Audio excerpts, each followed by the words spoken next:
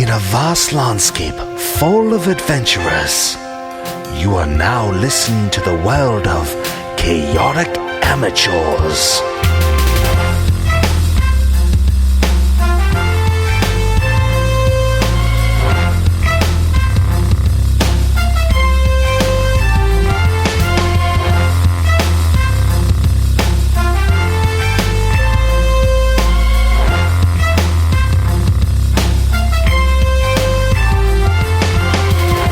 Y'all ready? Yeah. Okay. All getting cut. Perfect.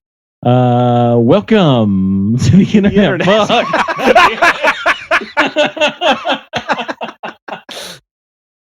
Welcome to the internet, bro.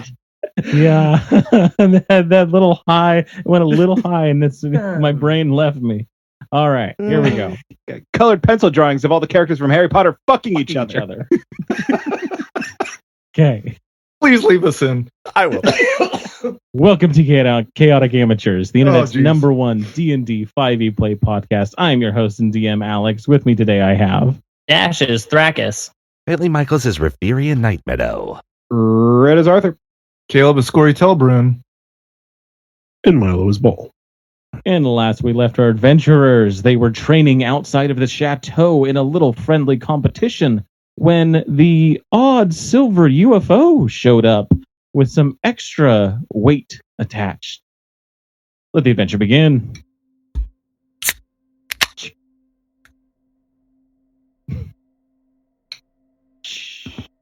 Okay, so this guy's in his little UFO thingy.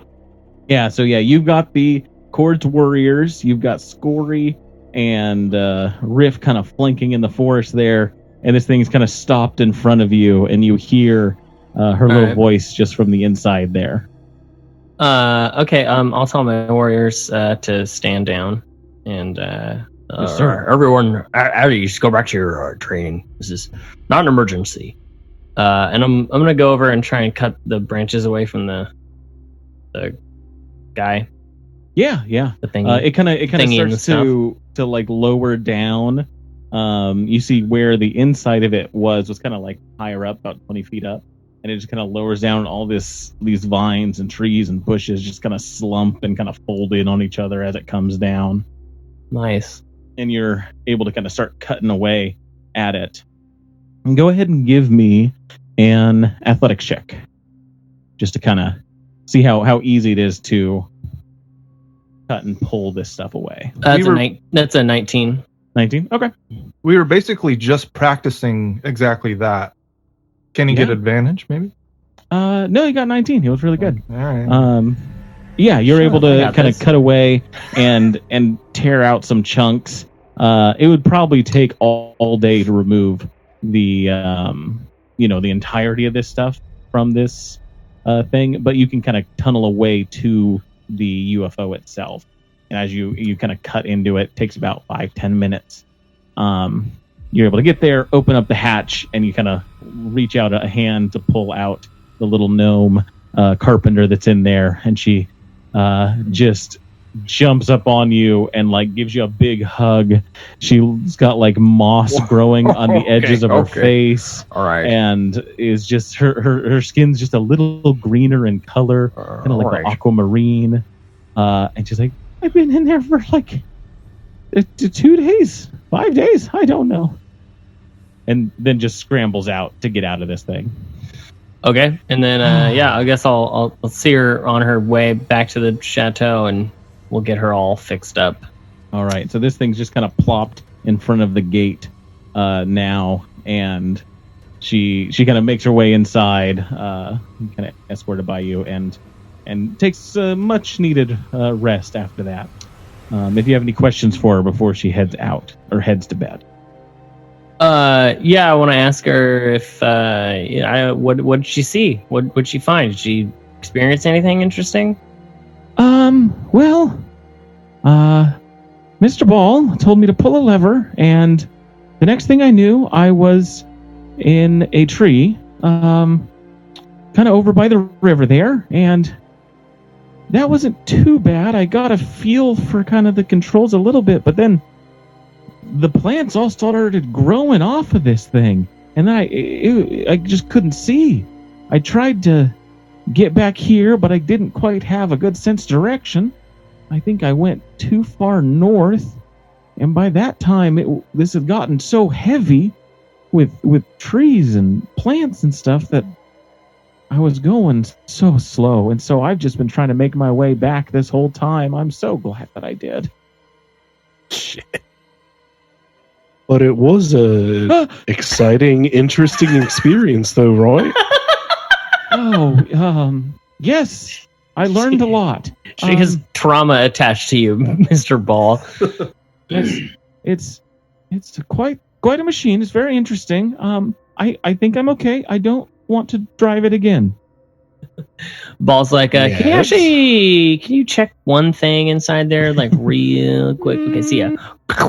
Actually, you're our pilot now. So, I'll talk to Willem. He's the one I usually get assignments from. I'm sure he's got stuff I need to do. yeah, and he usually gets those assignments from me. So, Why don't we head on inside and just rest up? You've had quite an eventful last couple of days. It's okay. Yeah. And she does. She makes her way in. We are going to take over this kingdom. We've got an air force. We've got an army. all we need is a navy. An air navy with with a bunch of people with flying carpets. Some people. Here we go. Yeah. So yeah, she heads out, and you now have this UFO with a massive growth of plants on it. Is there anything unusual about the plants themselves? Like, do they look changed? Go ahead and give me a nature check or survival check. Yeah, and Riff would like to inspect it too, because like she's wondering, because of what she saw of Julia's UFO and all the augmentations. Sure, yeah, give me an investigation check. 16 on the nature. 16 on the nature. So they all look on the nature. 8 on the nature. Okay, so yeah, you notice they're all native to around here. It looks like all plants that would have been within this vicinity that are growing. One thing you would notice that there's not a lot of age to them. It looks like these all have grown fairly recently. Like it within copied a plant, it just grew a huge amount. So it's all really big, full green leaves. Bunches and clusters of those leaves on these vines that come down. Just verdant is what you can tell from this. And kind of looking at it, you do notice that most of these things are attached to the silver vehicle. And if they're not attached to they're kind of like attached to some of the other plants that are growing. So it just kind of comes down. And you notice kind of down the trail, some of this is sloughed off already. So it's it seems like it's always growing a little bit and just sloughing off. Just reach inside and make sure that it's off, like the machine is off. You kind of hunker down, and it looks like there's no humming from it. It's not actively trying to hover anymore. I don't want to try to get a group of people together to try to hack away the plants on it, and I want to do some more experiments after we get the. Oh, you muted yourself. We didn't hear the end. I want to try to do some more experiments after we get the plants off. Cool. Yeah. So that'll take a little bit, but definitely doable. Is there any fruits or nuts or anything like that coming off of it? There's some tree fruits. There's some tree nuts, things like that. Yeah, I would take some of those. Easy enough. You can grab a nice bag full. Cool. Rafirian, investigation. I got a 21, and then I'd also kind of like to, I don't know if this would be history or whatever. I want to, because the hypothesis that she's working on is that, like, maybe since it looks like this stuff is growing out of it, maybe Julia didn't actually build all the attachments. She kind of like, I don't know, it's like the thing going through her head is like she touched the robot with the stuff and the liquid, and it kind of like grew its own attachments based off of like what was necessary for the robot type of thing. That's where she's going. So, gotcha. So 21 for investigation, and then 21 for investigation. Then I'll roll whatever else for. We'll keep it on the investigation as you're kind of investigating this and trying to make kind of determinations between what you remember seeing from Julia's equipment. You even have some of the stuff that y'all brought back with you. Just trying to, figure out what she was doing versus what's going on here. Easy enough to do. Cool.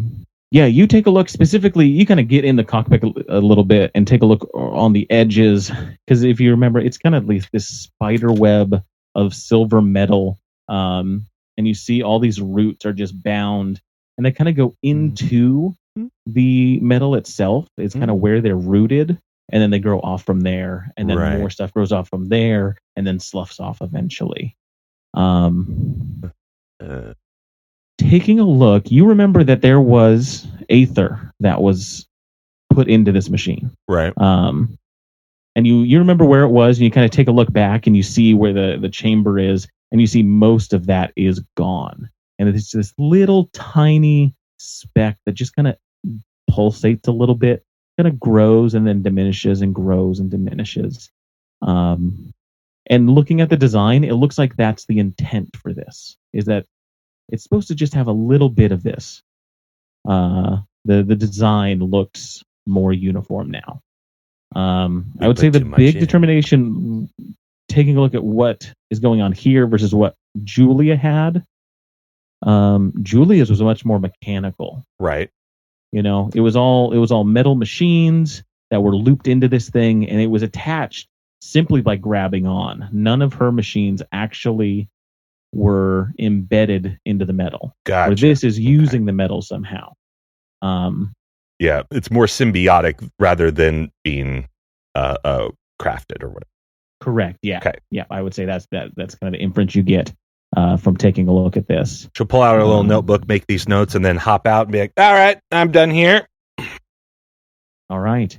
So yeah, you get the Cords Warriors and some of the staff to do some hacking and slashing on this thing, and it takes until probably this is morning. This is just after training, and it's probably about 1 or 2 before they're able to really start moving that thing.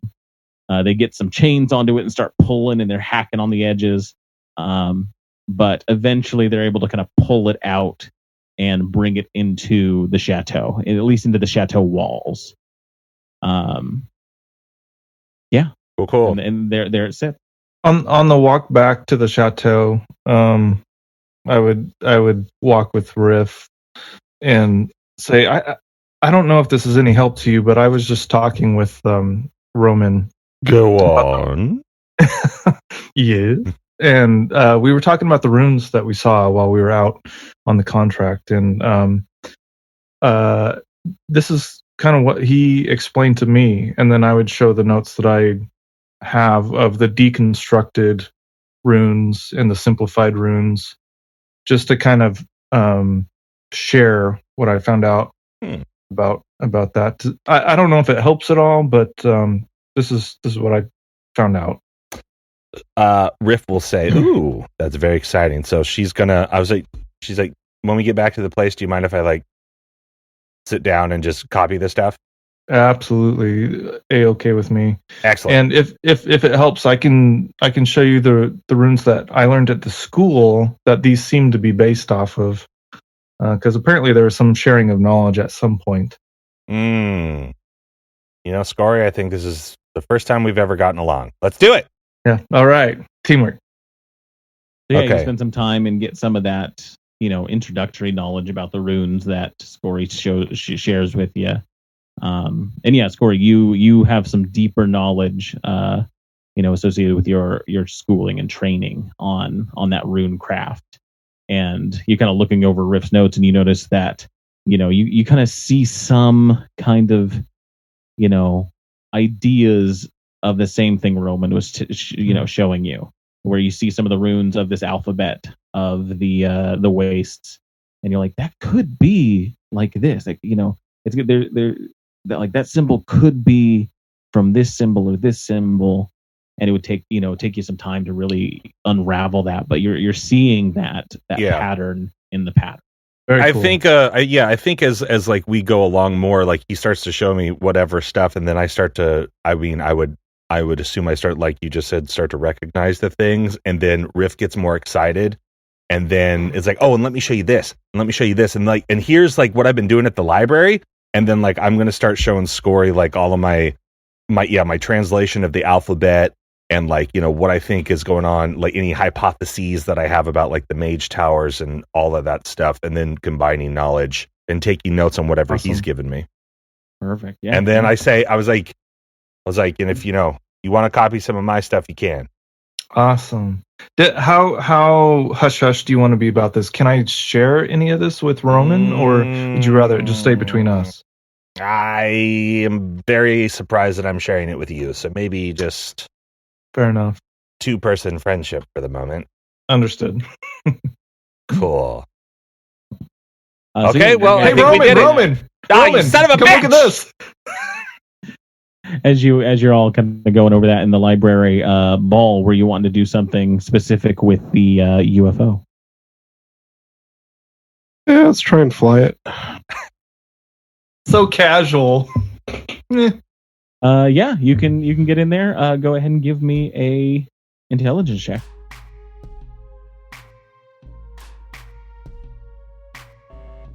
17. 17. So yeah, competently you can get it moving. Now with a bit of extra weight on it, it is easier to fly. It doesn't shoot out 200 feet in front of you. Instead, it goes about 40 feet with what it has on it now. Because they were able to cut away the big mast that was kind of hanging down, but now it's kind of this, 2 to 3 foot, wide chunk on all sides of extra foliage, and you can kind of fly it around pretty easily, about 40 feet around.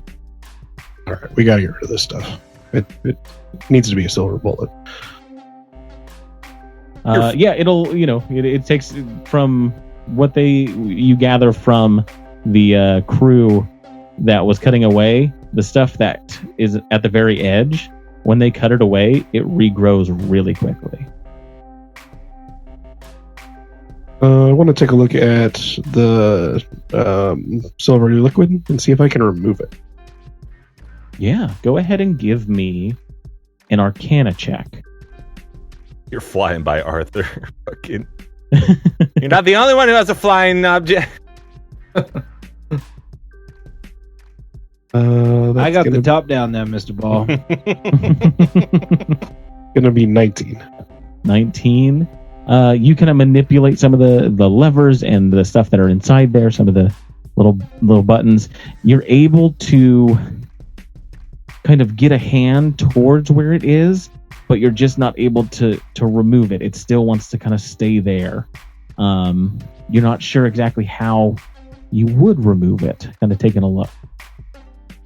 Seems like it's being held in place there, and as you kind of spend some time with it, you see that it kind of diminishes and then grows a little bit, and diminishes and grows a little bit.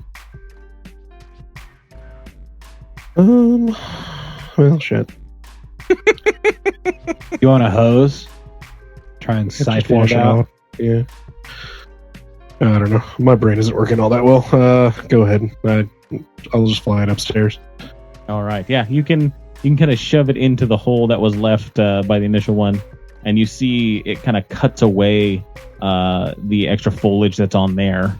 And as you bring it in and kind of set it down on the small little magic circle that's there, you kind of pop the top off and get out, and you see those leaves and those vines just grow and kind of take up the space around it. It looks like wherever this thing is, it just wants to grow.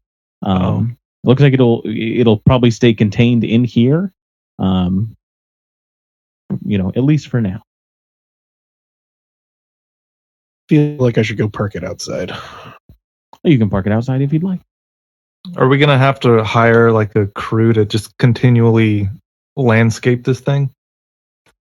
I think you should leave it alone, because it seems as like, from based off of what's going on, that like this is sort of like a sentient thing that like, and this is what it needed to do to develop. It does seem like it's more balanced when there's stuff on it. How do you feel about that, Mr. Ball? Do you just want this thing as fast can be? It was really cool when it was fast. Now it's just kind of like a lump of dirt You're flying through the air. Yeah, you're an adrenaline Now it's like junkie. a floating rock. No wonder Scory likes it so much. It's something I understand. But yeah, you're easily able to kind of park it in the back, and it creates a nice little green mound there as it sits.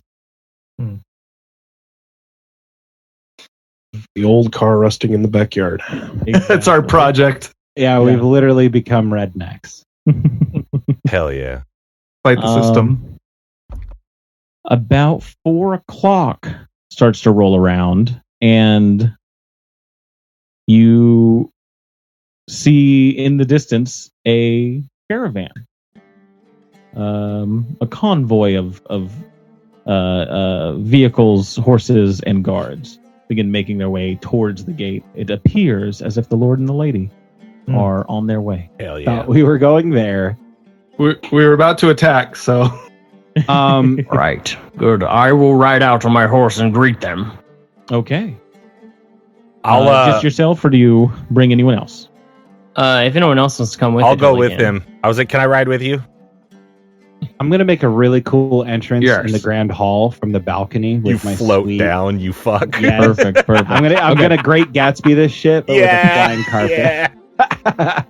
Also, if I would have done this before, but just for the flavor in everybody's mind, I changed out of my sick ass black vampire hunting leathers back into the clothes I was originally wearing. That was a little bit more representative of like a,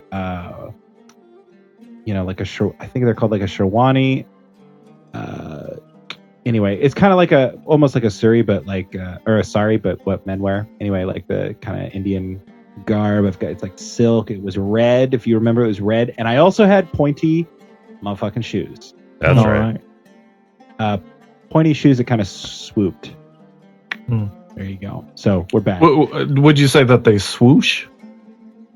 No, No because swooshing. we're not out here to get that copyright strike. All right, just checking. I'm trying to get rid of you any way I can. They You're look like looking, the shoes of a man who rides a flying carpet. There you go. There you go. You get yourself looking presentable. Wolf and Riff ride out to meet the convoy. Three guards on horseback come up to you and kind of like bow their heads and say, "We bring the Lord and Lady of Durlin to dine at the Chateau de Magnus. Are you our escort, or should Yes. we bear blades?" No, we are your escort, and you do not want to bear blades to us. We would kill you so fast. It's not even funny how fast I'd kill you. Like, seriously. Okay, Mr. Yeah. Wolf. Mr. Wolf. All right. Sorry. They're our I'm sorry. friends. We are your escort. Follow us into the dining hall. Thank you. And they allow you to lead. You see, there's kind of 3 carriages and probably another 10 guards that are keeping pace with them. Which one's the decoy? I don't know, but we'll figure it out. I'll cut through all of these carriages. I'll cut through all of them. Friend decoy. You make your way to the chateau.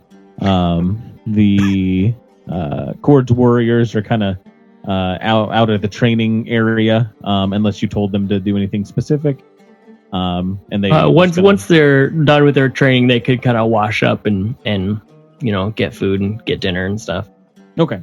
So yeah, they're kind of inside just getting some provisions and food before they, because they've got like a watch they switch out for to watch the perimeter and keep everything safe here.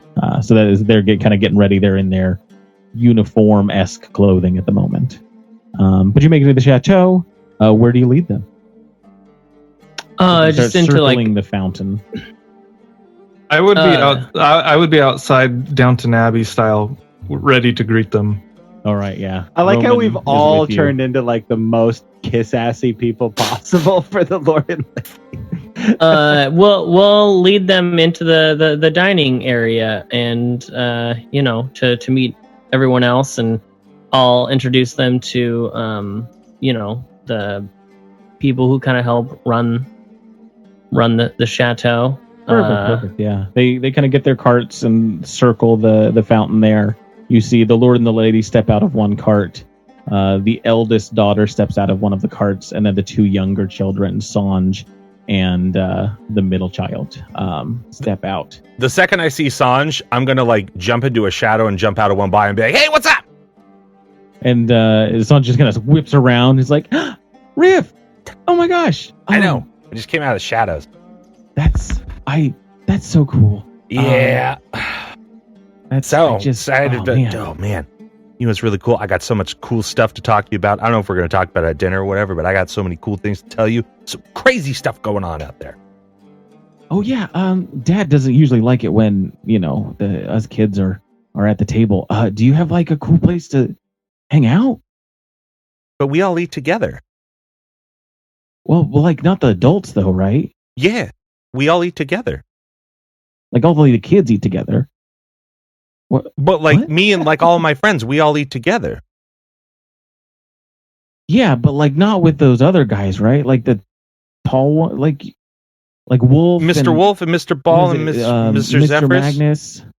Yeah, no, we all eat together. We're all Yeah. pals. Oh, So you're probably gonna eat with us, I guess, at the big kid table. and you see these kind of big eyes. He's like, oh, that's exciting. Never eaten at the big kid table before. Well, yeah, where I come from, it's all everybody's equal in that way. You see the middle daughter kind of look down at the two of you that's over there and just says, "You all may eat together, but unless you are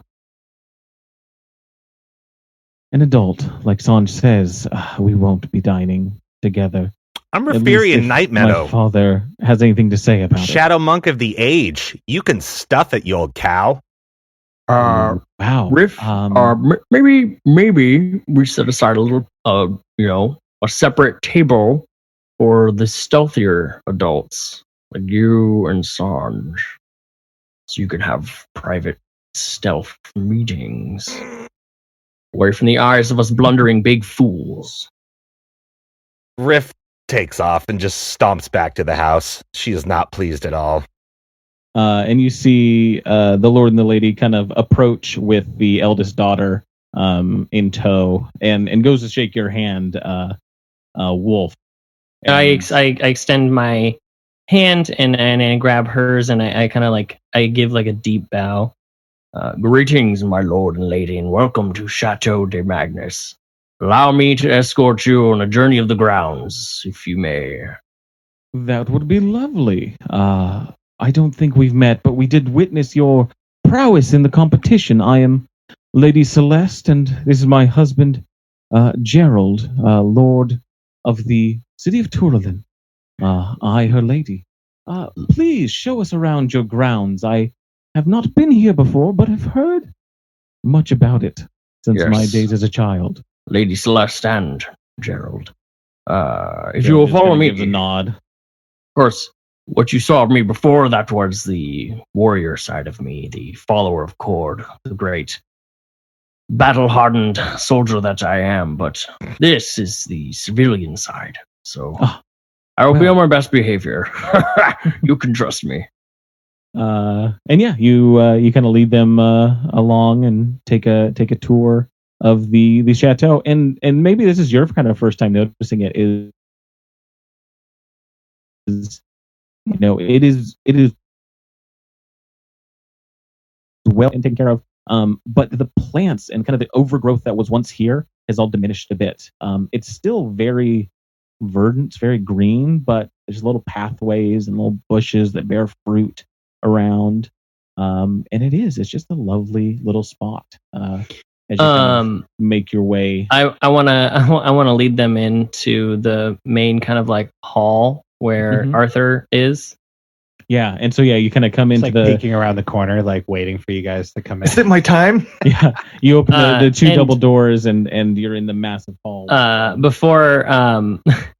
But before I go in, I have a feeling, Arthur was going to want to make some grand entrance. So I give kind of like a little warning, like, And here in the great hall where the Lord and Lady will be now entering, and I open the doors. May I present to you His Lordship Arthur Magnus? And I bow and I gesture to the stairs. Hell yeah. And I'm not quite ready for like barrel rolls or flips or anything, but I like do some 360s, and I'm standing and I let the wind flourish my shirt a little bit. And of course I am blue because I'm using my mask of many faces because I don't want to off-put anybody. So I'm blue, I'm rocking the long wispy white hair again, and I'm like doing some cool 360s, and I come down, and I'm like hovering like 6 inches above the ground down there, and I say, well, it is my pleasure to host the Lord and the ever fine Lady of Tourlin in my humble home here, the Chateau de Magnus. Gerald just gives this big eye roll as Celeste just, oh, fantastic, good show, as you kind of float down. And I kind of catch the eye roll, and I said, well, might I be so bold as assuming that my Lord Gerald has never ridden on a magic carpet? Oh, take him down a notch. Oh, snap. In front of his lady. And you hear ever so softly off to the side, you hear Wolf go, ooh. Gerald, he looks to you and just says, I've had no need to ride such a thing. My lord, might I suggest that there is never a need to ride anything? No, sir, it is about what a man wants, what a man desires. And if you would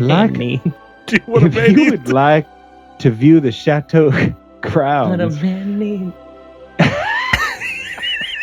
Yeah.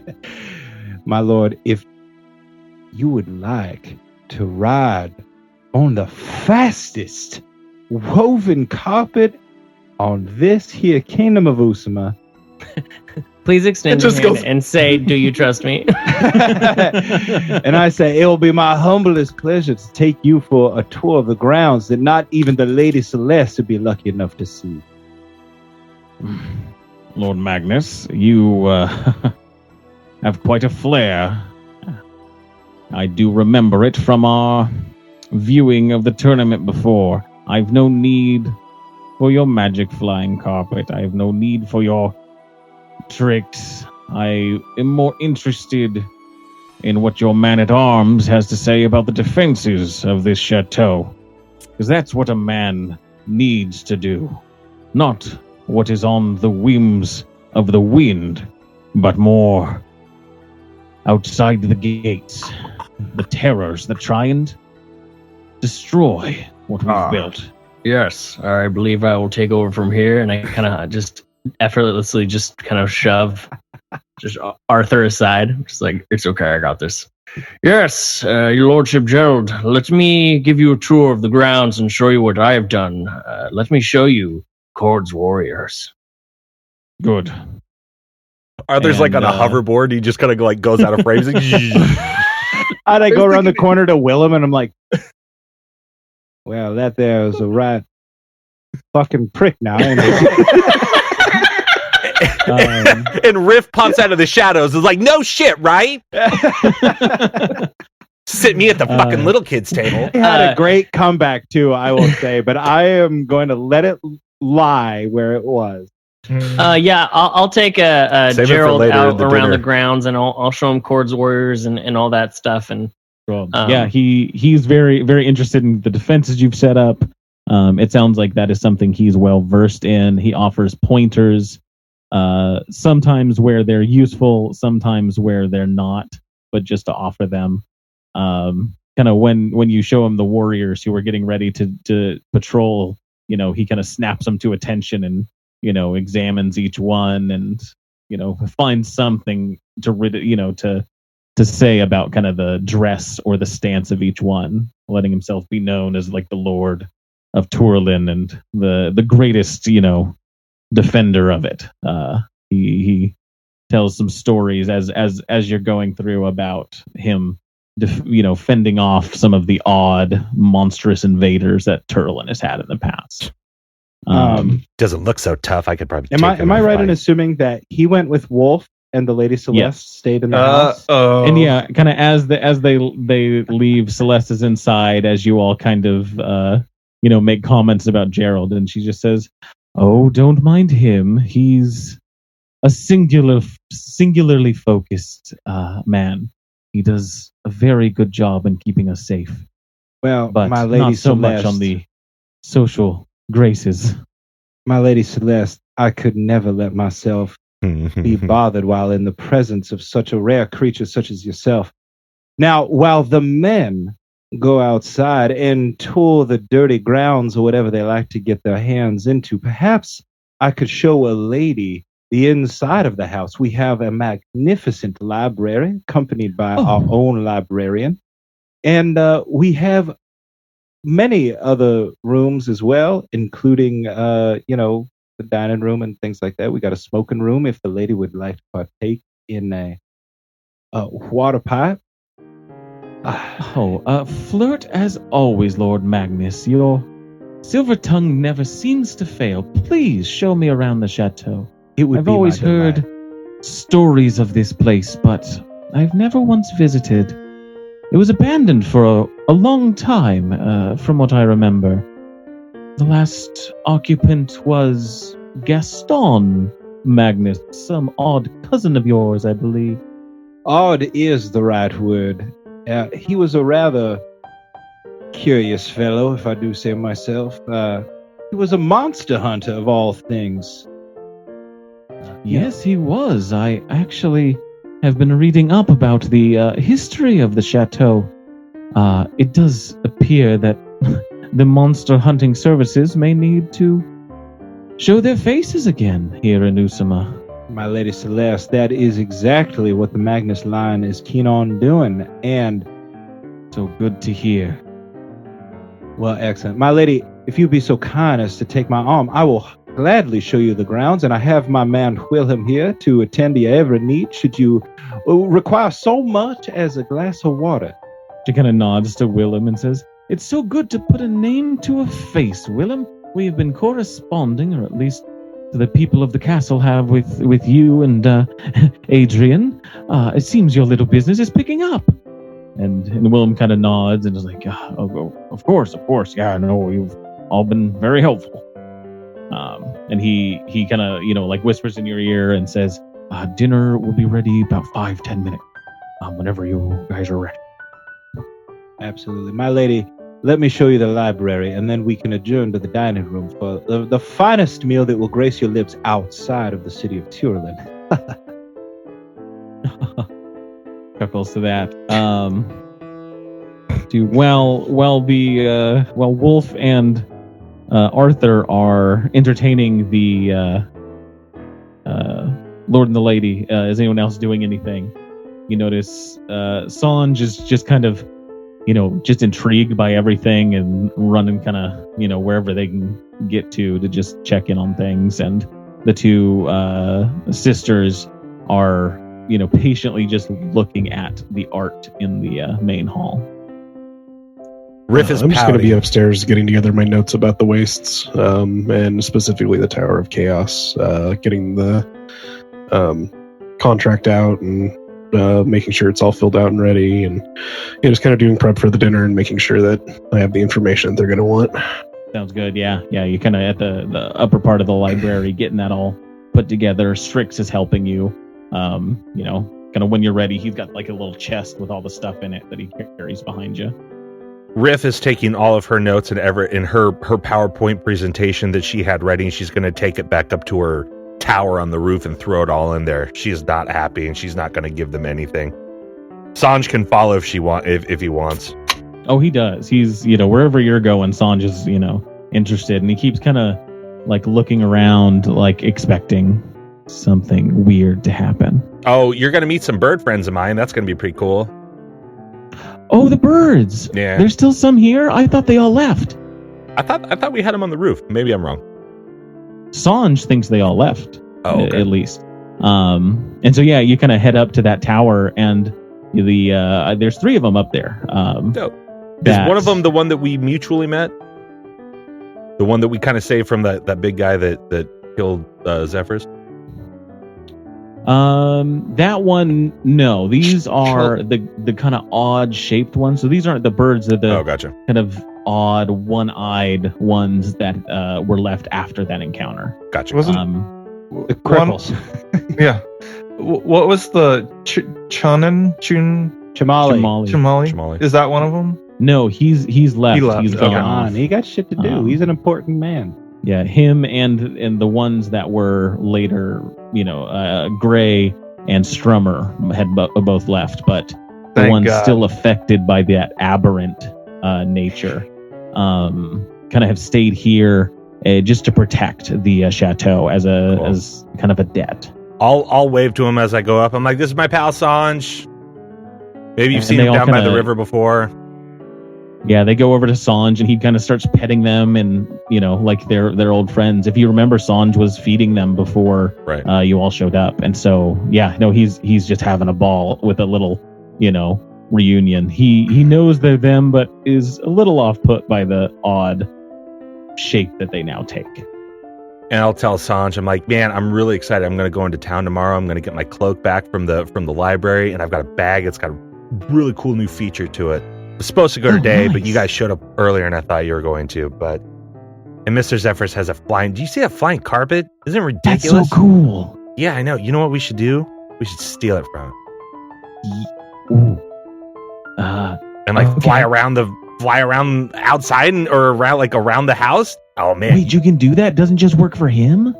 I thought magic carpets only work for genies. I don't know. I've never seen a magic carpet, and I don't think he's a genie anymore. So we should definitely try to steal it. Okay, cool. I like this little kid stuff. Yeah. This is This is Give fun me an insight shenanigans. check. Oh, what now? Insight check. Sure, no problem. Jeffress is the cool daddy. Y'all want the Yeah. keys? You just gotta This ask. the tiny table. It's 15. 15. You see his eyes kind You of got like a chain looking on that says "Cool around, Daddy." and ever so often you see them kind of look to your side, and you see him just kind of like, if you catch him doing this, he looks away, but he ever so often he just looks at your nunchucks. Oh, Sanj does? Yeah. And There's so some then just I kinda- go, Sanj, Oh, yeah. What? and I slowly take out the ones, not with the blades on, the ones with just the bludgeoning stuff that I carved from the tree. Mm-hmm. I go, you want to see Are the those- chucks? Were the ones you made for me, or are they just your train for, or? Because you said the other day that you got me some, You but they were back at the said you were house. I gonna just thought make maybe they were You had a up whole here, week. Yep. or- I made these for you, Sanj. And he grabs them and he's going to, swing them around like a 7 to 9 year old kid would, and All just wow, ow, ooh, ah, ooh. Yeah, you gotta be careful. It's made from one of the fallen trees that the Kenku were in. You don't want Oh, to. made from that tree. Yeah, That's where we met. mm-hmm. And Oh I my thought of that when I God. made them. Or, you know what might be cool though is if I held on to them for a little bit because I can't train you in them yet. So it's like Oh. I want to be able to like train you, and they're a very specific weapon. I don't think anybody at your palace, and I don't want you to get in trouble because like your sister, like no offense, but your sister seems like kind of a jerk and a tattletale. You know what I mean? Well, I mean, yeah, she wouldn't want me to have them, but It's She's- like whenever you she's a come good here, sister, you can though. play with them. so if I come here, you'll train me. Yeah. Yeah. And then she slowly reaches back out for the chucks. Oh yeah, of course. Yeah. Okay. Cool. And she And he definitely just quickly kinda puts them shadow away. does it. And you know what? And here's the other thing, Sanj. I think these might be like a little too big for you. So Oh, I need smaller ones. I think maybe what With if I knives got on 'em like yours? what if I went down and I got some more wood and I made someone? We'll take some measurements. We'll make it official. Cool. Yeah. Okay. All right. Now let's go steal flying carpet, huh? All right. Yes. So yeah, you two kind of begin planning your flying carpet. We'll like go down and because ice. there's like that upper area or whatever. So we're Oh, gonna yeah, be yeah. watching and trying to like look down over into the library where Zephyrus is hitting on Sanj's mom or whatever. Yeah. And be like, all right, we're just going to kind of follow him and definitely plot our stuff. All right. Scory. Yeah. As this is all kind of going down, you're always like in a hallway or in an area. You kind of are hearing all of this as you do. What a description. Scory, you're always in a hallway, I'm creeping. Yeah, you're just creeping. Yeah. So I feel like everybody else got paired up, so Scory feels a little awkward, and approaches the older siblings as they're looking at a painting, and is like, "So you guys like painting?" And turns around and just says, "Oh, yes, they're fantastic." And the younger one looks over and just kind of gives you a look and is like, "Not really. There's nothing to do here. We're just here to have dinner." Yeah, I feel that way often in this place. What do you like to do? I like to try all the different foods that come in at the restaurants in Turlin. Okay. I can't imagine what's going to be served here. Did she say that with like a dig? As just not as a lack of expectation. Okay. Not like she assumes that it's going to be bad. She just assumes it's not going to be good. Yeah. Yeah. I have a feeling that your suspicions are going to be spot on. To be honest, I've been happy, but geez, well, I feel like I don't have anything cool to offer you guys like everybody else is doing with their people. I mean, what's that mask you have on? Oh, this? Yeah. This whole thing? He's just wearing it the whole time. Yeah. Well, I assume it's up usually. I just love the idea of like, yeah, it's that on, would be really. and he's just talking to them, and they're like, Yeah. "So, what is that?" He's like, "Oh, Yeah. The mask, right? I saw you wear it during the tournament. I was curious of it then, and I'm still curious of it. It's an octopus, right? Yeah. Is that Yeah, right? close Okay. enough. Yeah. Have you seen one like this before? Out of curiosity. No, not a mask like that, or even an animal like that. Well, it takes a lot of hard work and years of service in order to get a mask like this. You want to try it on? Absolutely. We did some fun stuff to it. You'll see it when you put it on. All right. And she, kind of grabs it from you and puts it on. This is the younger one, the middlest child. You see your kind of older sister kind of bats at her. Is like, you shouldn't be doing this. But she's like, I don't care. And she looks through it, and it takes her a minute to kind of realize. And she's like, I see. So this one is for illusion. And what's this one for? I see you dabble a little bit. Yes, that one. Maybe you're familiar with a dark art that deals with those that have passed. Yes. That's illegal to have, right? It must not be the same thing that you're thinking of. I'm definitely not thinking of or talking about what you're talking about. Where does he live? Over there. Come on, Jamhorn. And she kind of takes off the masks and hands it back to you, and she says, I'm sure. The little magic shop down by the waters, I assume. Yes? Yes.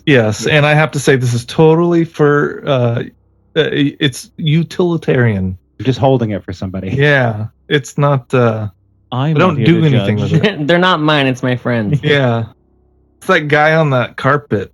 But yeah, you gotta chat with him for a little bit. You find the middle daughter's name is Valander, and the eldest with the is V. Yeah, is Aster. Okay. And they may have been different in the past, but I cannot find my notes, and that's what I have on some other notes. So Valander and Aster. And I would say that when that awkward conversation about necromancy is happening, I would try to communicate this is to keep Turlin and the surrounding areas safe from dark magics. This is how we spot it as the Wolf Pack. Have you heard of us? Yes. Have you heard of the Wolf Pack by chance? Well, yes, we all saw you in the tournament that you won. We were there enjoying it with your good friend, Mr. Magnus. I'm surprised your parents let you watch that. Oh, Father thinks it's best we learn the art of war. The art of war, you say? Yes. Okay. And I would say all of us are fairly proficient with a sword anyways. Oh, really? It's nothing we haven't seen before. Oh, we'll have to bring that up to Wolf. He'd be very, very interested in maybe seeing a demonstration. Would you two like to put on a demonstration of your sword skills? The eldest is like, oh, no, never. I hate using the thing. But Valander says, yes, put me up against your best recruit. I'd love to show them a thing or two. I would be happy to arrange this. As you're all, having conversations with the family, eventually Willem kind of calls for dinner and brings everyone in. Everyone gets kind of called in to the dining room. Ball? Yeah, as I'm putting my notes and stuff together, I want to use my sending stone to reach out to the veteran elven archer and see if he's made it to the border or not yet. And also let him know that I'm going to be filing a report that he might be in. Yeah, you kind of you let him know that information. He responds back. It took some doing, but I did make it to to Galandior. There was a bit of a mess on the road up there. Not sure what's happening down in the wastes anymore. If you need to put my name in a report, I couldn't care. Do as you need to, please. And if you're all near Galandior, let me know. One of the ambassadors is interested in speaking with you. Cool. I wish I would have used that more times during the week we were down. But dinner is served. You see an assortment of foraged mushrooms and some cheeses brought in from Turlin. There is a salad, some potatoes, all the good stuff, just some nice food from the local countryside there.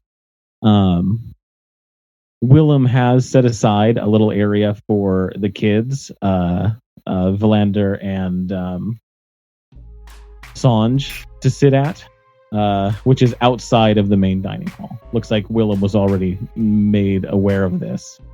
And as you all sit down, Riff, you see Gerald's eyes just kind of looking over at you, just confused.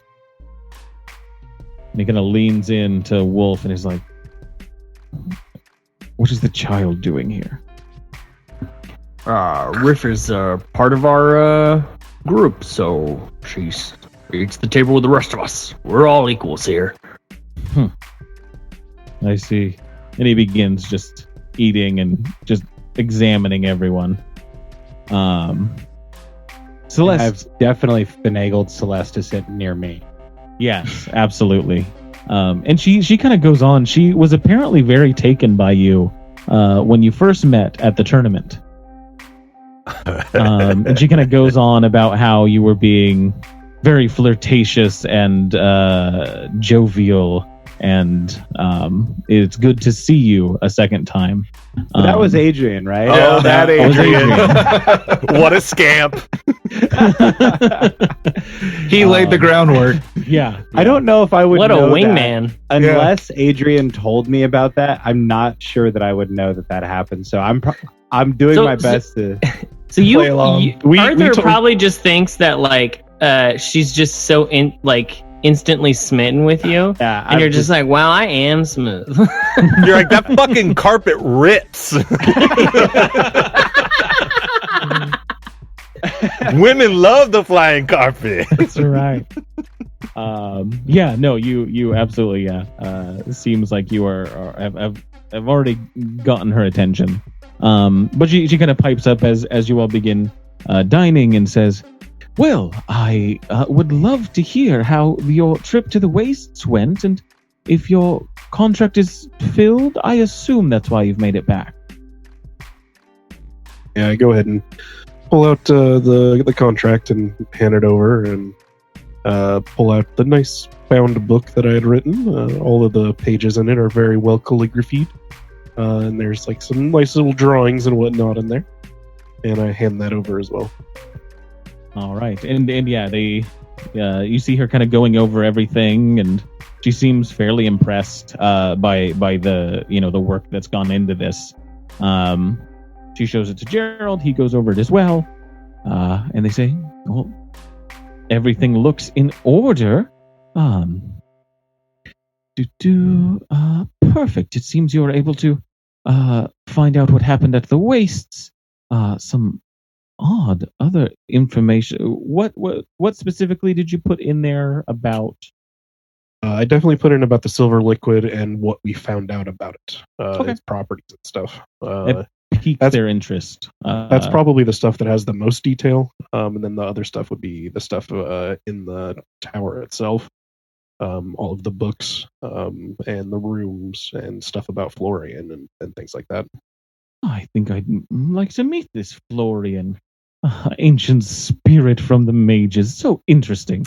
Well, we will make sure this is brought to the proper hands and stowed away at the Arcane Library. Your payment, though, and she kind of claps her hands, and a couple of guards you hear come in with a chest and set it near the table and kind of open it up, and you see inside a wealth of gold and platinum in there, to the tune of 4,000 gold. Riff's gonna try to sneak off and steal that carpet. All right, give me a stealth check. Perfect. And Sanj is going to see this and try one as well. He's going to have an advantage because he's at the kids' table. By the way, they also have like my implicit blessing. Yeah. We did it. Yeah, they've heard the words to use it. That'd be the kind of the only thing you'd need. As long as you haven't covered that up, should be good. 13 plus 6. So what is it? 19? 19. Perfect. Yeah, you kind of make your way out in between Gerald's kind of scowling at you. Sanj just looks like he had to go to the bathroom. He didn't do well. They noticed him, but he didn't arise much suspicion. I also don't think that family pays much attention to Sanj based off of everything that I've noticed. Yeah. There's a prick. Are you kidding me? They've got heaps of staff to raise their children. Where is the carpet? Is that up in the bedroom? I just assumed he actually would have been riding it around, and like I was gonna have to like go to like a corner of the room and just take it or something. Oh, right. So here's the truth. Okay, I overheard them scheming. Okay, and I handed it to Willem. Yeah, we were above the library. Yeah. Except, and I overheard them scheming, and I handed it to Willem on my way into the dining hall, and I was going to eat sitting on a flying carpet. However, I handed it to Willem, and Willem he took it to the master bedroom, and he draped it very carefully across the foot of the bed. Okay. I'm sure you're very discreet about your directions. And Willem kind of like, knowing, what was happening, just kind of yelled out to you at some point. Like, of course, Lord Magnus, I will take your carpet to the master bedroom so it is safe and secure. Absolutely. Make sure that nobody knows that it's there in my bedroom, Willem. Yeah. And yeah, Sanj. So yeah, you kind of get to the main hall. Sanj, it's in his bedroom. Oh, hey, let's go. Yeah. And you scramble up to the second floor. You open up the room, and it's sitting right there. Oh my god, that's okay. And he goes and he grabs one end and he kind of like flips it open, and he steps on it, and he's like, go. How do we get this to work? Oh, hold on. I was like, let's sit down on it, and I want to bring the front up just a little bit like it's a toboggan. And then I'll say I think it was just up or whatever phrase that I heard him say earlier to make it work. Yeah, up, and it hovers. So you're able to control. So like we're sitting on it next to each other, and then I'm just gonna tear ass through that fucking place, like all the halls, down the stairs, all whatever.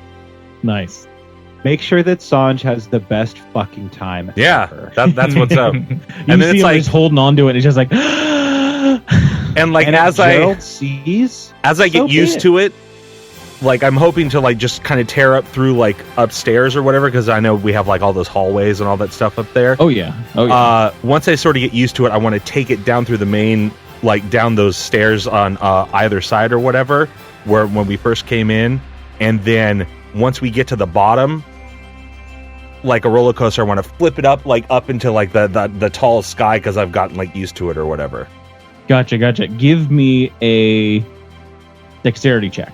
Oh my god, I hope I failed it. Yeah, animal handling. If you have carpet handling, go ahead and add the proficiency. If there is a skill you want to add to it, you know. Let me know. Dexterity's fine. That's a +6. So, 8 plus 14. Okay. Yeah. Easy enough to do. To just make a nice little loop-de-loop. And were you going outside, or was this in the main hall? It was in the main hall. Like I wanted to take him like down the stairs, and then zoop up, and then like, you know, if there's a window up or something, like I'll fly him outside. I don't care. Like I kind of want his parents to see it, and obviously like we're screaming, like I'm being extra loud on purpose. Yeah. So you come down the stairway into the main hall. You do this loop, and Gerald just kind of like turns his head, but he misses you going up. And then as you kind of come back down and go forward, the guards that like brought in the chest are leaving, and the door's wide open, and you just scream out the front door and just kind of start flying over the chateau, and then just kind of slowly spiraling out and flying over the trees and the forest around. I imagine eventually you all kind of make your way back towards that fallen Kenku tree even, and just kind of like fly down through the top of that and like out the door and along the creek. You know, you've got kind of free reign on this forest with that. Yeah. Somehow on his way out, he managed to get some breadstick. So he's flying around breadsticks. There you go. If there's water, I want to do the classic thing where we're like, we drag our hands over the water. Oh yeah, easy. You know, you got the creek there. We get the Harry Potter hippogriff thing. You know. Yeah. Gerald just looks like he's in a huff and is calmed down by his wife. He says, "Oh, it's just the children having fun. Let them. The carpet is safe."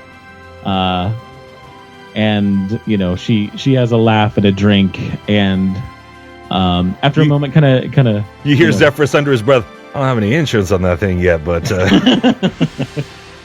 actually, I'm definitely muttering about what a man would do in this situation.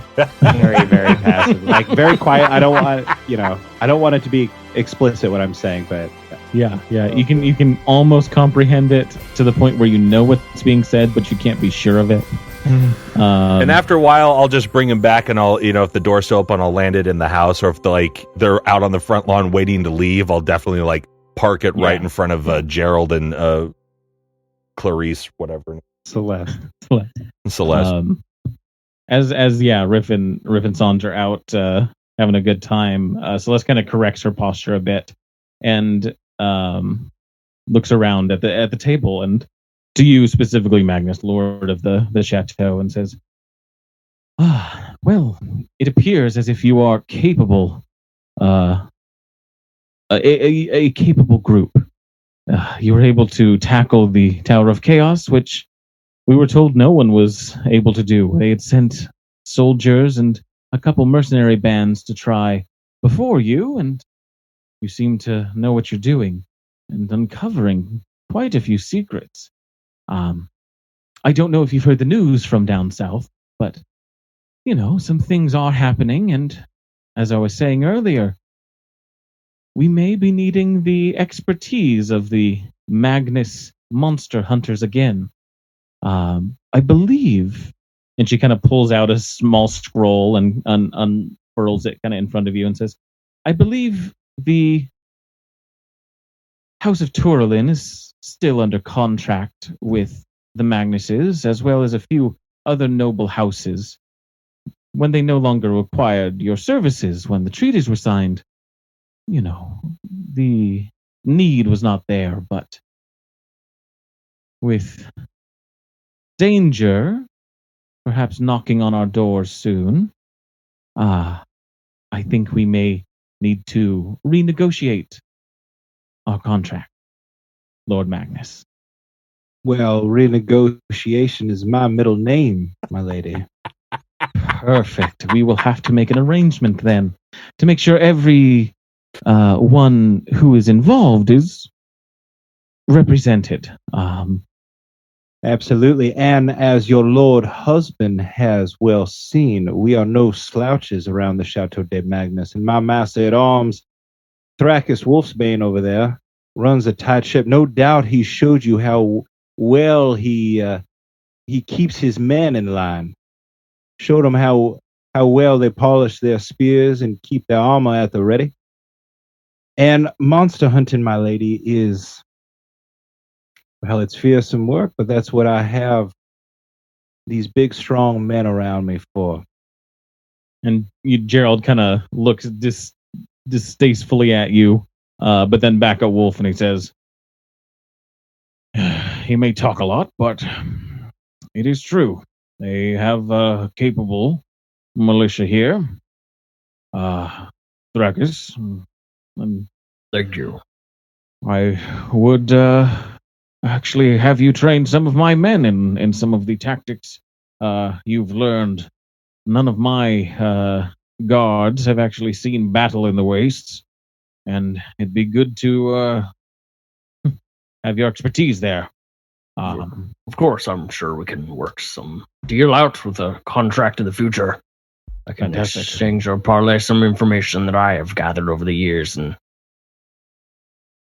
Well, and no doubt a sizable donation from the Lord of Turlin into the pockets of Cord's warriors to stock their armories and Gold will make its way as it needs to, Lord Magnus.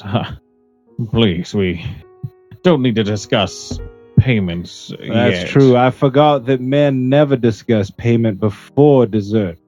Am I right? He hates it. But So do Celeste mentions if I know you recently came from the wastes. We've just found out today about the attack that happened. Sorry, that's not what she sounds like.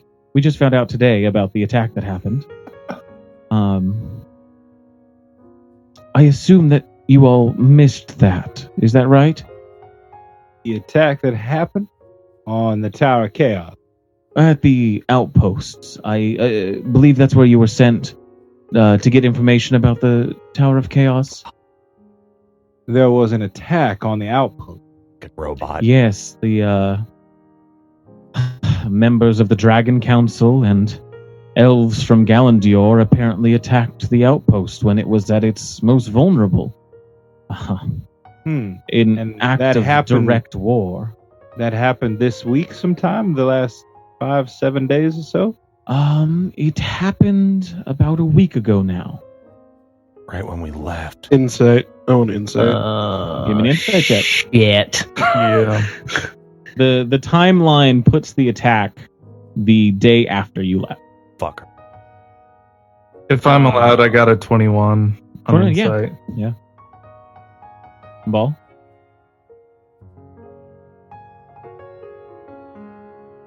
$22.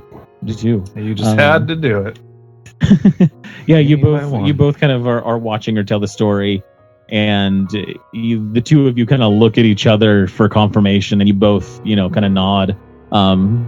at least as far as she knows, she's telling the truth. Apparently, this information came in today, and she's just relaying that. Do we? Pardon me, Miss. Do we know of any casualties? Names of the casualties?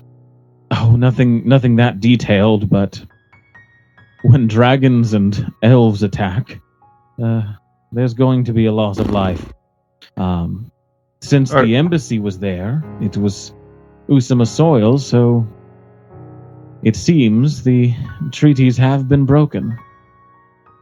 Have you gotten any of your people out to that outpost since hearing of the attack, or I just heard today. We'll get more information, but our sphere of influence lies within Usama, not beyond. But now that all manner of fey beast may have ill will towards the nobles of Usama, and the dragons again may want to steal our riches, I'm glad I was the first to arrive here and re-upping our contract, as we may need the protection of a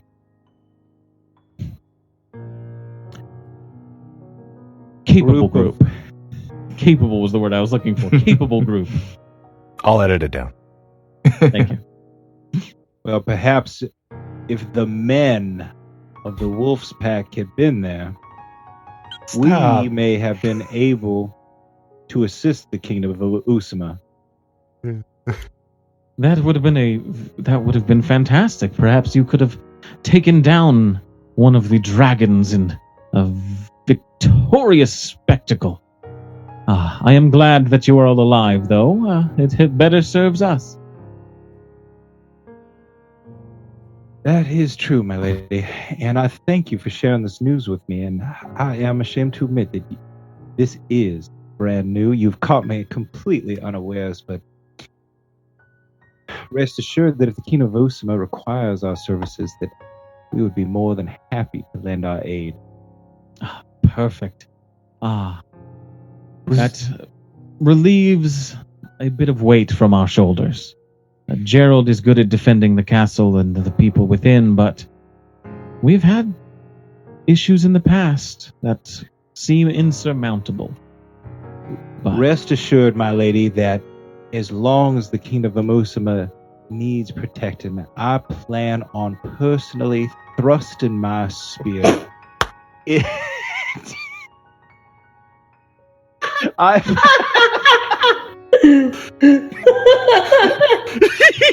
So stupid. Oh my god. I'm personally thrusting my spear into many a dragon. You rest assured, my lady. God, I hate you. At this point, you think that maybe the magic carpet magic is wearing off just a little bit. Nonsense. Yeah, I don't think that at all. Why would you? But the rest of the meal goes well.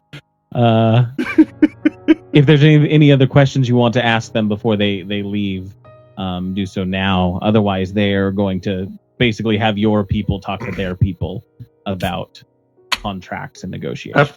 After Arthur's very awkward words, I would yell out, "Let's see some children fight!" And then throw down 2 sharp sticks. Yeah. And then I would say, Mr. Wolf, Valander, is that how you say her name? Yeah. Here it says that she's been training very hard at some swordsmanship. And I thought you might like to take a look at the skill that she was wanting to share with everyone. I am absolutely certain that the Lord Gerald wouldn't want his middleest daughter, or whichever daughter this is, sullying her hands with a man's sport. Gerald looks over to you and says, "My daughter could best any of you. I'm sure of it." Why not?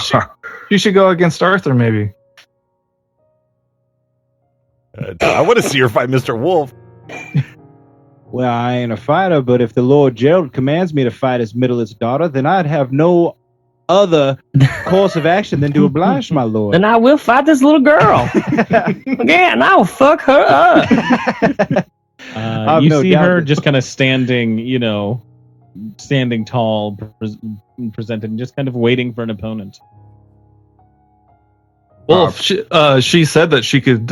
She would like to take on your finest warrior. Yes, To prove her skill.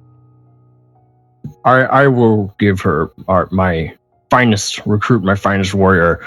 I nominate Referian Night Meadow. Oh. As Riff and Sanj kind of come back flying on the carpet and do a big circle and just slowly come down to that announcement. Sanj kind of jumps off and runs up to his mom and dad. It's like, that magic carpet is so cool. Can you get me one? And Celeste is just kind of laughing and pats them on the head. It's like, of course. We'll just have to find who's selling them. Absolutely, Sanj. Mine, Sanj, I got by cutting people's hands off for a genie. That's so cool. It was pretty cool. Definitely did a lot of bad and evil things, Sanj. You too could get one. Valandir asks you, Wolf. Says, I'd prefer a rapier if I'm going to fight this child. I believe we can set you up with a rapier.